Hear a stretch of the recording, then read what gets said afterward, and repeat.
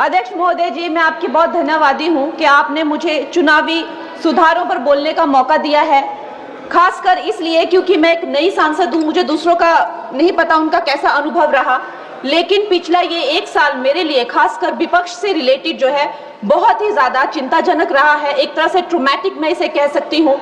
हर दिन इन्होंने यहाँ पे तमाशा किया है, हमारा दिल दहल जाता था इनको देखकर। एसआईआर ये वेल में उतर जाते थे। यहाँ पर इन लोगों ने डराना, धमकाना, धक्का मुक्की, ऐसा कोई इन्होंने किसी तरह की कोई बदतमीजी नहीं है जो एक भी दिन इन्होंने संसद भवन चलने नहीं दिया। हम जनता के प्रतिनिधि हैं, हम यहाँ पर उनकी आवाज लेकर आते हैं, हम कुछ सीखने आते हैं, हम नए सांसद हैं।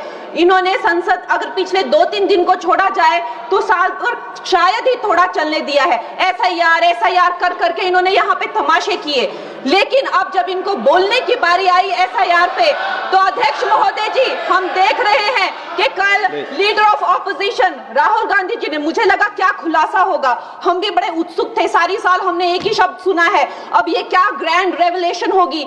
लेकिन राहुल गांधी जी जो लीडर ऑफ ऑपोजिशन है, उन्होंने कल जब कहा खादी है, खादी में धागे हैं, धागे में लोग हैं, लोगों के अंदर, उनको जब कहा गया कि आप पॉइंट की बात कीजिए, तो उन्होंने कहा कि मैं अपना फ्रेम कर रहा हूं, मैं अपना आर्ग्यूमेंट फ्रेम कर रहा हूं। और इतनी देर बाद जब वो फ्रेम करके पहुंचे तो ले देकर वो वापस उसी अंतर्राष्ट्रीय मूल की महिला, अध्यक्ष जी मैं एक महिला होने के नाते आपसे रिक्वेस्ट करना चाहती हूं कि every woman is entitled to her dignity. वो अंतर्राष्ट्रीय मूल की है, विदेशी महिला है, लेकिन उन्होंने कितनी बार आकर उन्होंने सोशल मीडिया पे कहा है कि मैं कभी भारत नहीं गई हूं, मेरा हरियाणा चुनाव से कुछ लेना देना नहीं है। लेकिन फिर भी ये लोगों ने बिना किसी ठोस सबूत के उनका यहाँ पे फोटो बना के उन्होंने उनको उछाला, यहाँ पे उनकी तस्वीर उछाली यहाँ पर और यहाँ पर प्लेक कार्ड यूज करना भी अलाउ नहीं है। इन्होंने फिर भी नियमों का उल्लंघन किया।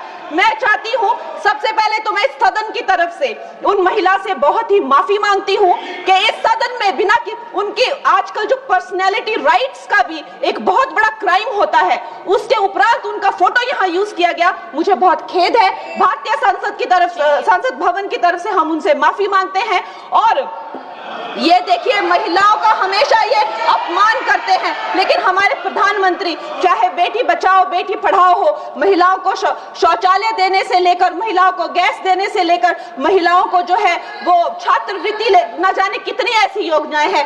कांग्रेस वालों शायद तुम लोग ये समझ नहीं पा रहे हो, ईवीएम्स हैक नहीं करते हैं प्रधानमंत्री लोगों के दिलों को हैक करते हैं।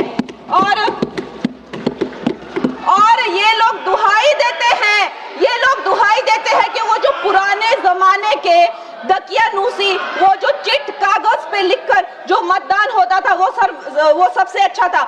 ये लोग भूल गए वो दिन, आप लोग भूल गए वो दिन। इंदिरा गांधी वर्सेस राज नारायण का केस, उसको जो है इतिहास में The case that shook the nation के नाम से जाना जाता है। उस पर मैंने एक फिल्म भी बनाई हुई है।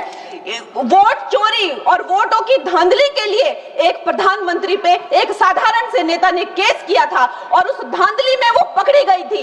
हर उनका जो आरोप है उसमें सच सिद्ध किया गया था और रातों रात उनको कुर्सी छोड़ने के लिए कहा गया था और रातों रात जो है उनको ये आदेश दिया गया था कि आगे इतने सालों तक आप कभी जो है वो चुनाव लड़ नहीं सकते। ये धांधलियां इन्होंने करी हुई हैं और ये जो है उस टाइम के बैलेट बॉक्सों को उठाकर ले जाते थे ये लोग, और आज कहते हैं कि इनको ईवीएम्स जो है वो हैक हो जाते हैं। अध्यक्ष महोदय जी मैं इनको याद दिलाना चाहती हूँ, प्रियंका गांधी जी कहती हैं कि छोड़ो पुरानी बातें, हम पुरानी बातें नहीं करेंगे, हम पुराने लोगों के बारे में नहीं बोलेंगे। तो मैं ये जानना चाहती हूँ कि आपकी जो माता जी हैं वो तो आपकी अध्यक्ष है और इस वक्त की वो अध्यक्ष है, उनकी जो है आप देखिए जब उनकी नागरिकता नहीं थी, जब उनके पास 1983 में नागरिकता आई, उसके कितने साल पहले से वो वोट देती आ रही हैं। तो ये जो इनका जो परिवार है, एंटाइटलमेंट से जो ग्रस्त ये इनका परिवार है, ये प्रियंका गांधी जी को भी याद रखना चाहिए। चाहे आपका भूतकाल हो, चाहे आपका वर्तमान हो, आप सब लोग, चाहे ईवीएम हो या चाहे कागज पे लिखा हो, जब आप लोगों के चरित्र में जो है किसी तरह की मर्यादा नहीं है, आप लोगों ने कभी भी इस देश का, यहाँ की कानून व्यवस्था का, संविधान का कभी आप लोगों ने सम्मान नहीं किया हुआ है। और अध्यक्ष महोदय जी बिहार में जैसे ही एसआईआर आया, एसआईआर लागू हुआ, हमारी सरकार ने जो है कम से कम 60 लाख से ज्यादा अवैध। अब ये वोट, ये जो सारे अमाननीय वोट कार्ड है, ये सिर्फ घुसपैठियों के नहीं है। कुछ ऐसे लोग हैं जो माइग्रेट हो गए हैं, कुछ ऐसे भी लोग हैं जो इस दुनिया में है ही नहीं। 60 लाख से ज्यादा। और अगर वो लोग जेन्युइन थे तो उन्होंने, किसी ने तो रिक्वेस्ट करनी चाहिए थी कि भाई मेरा वोटर आईडी कैंसिल हुआ है।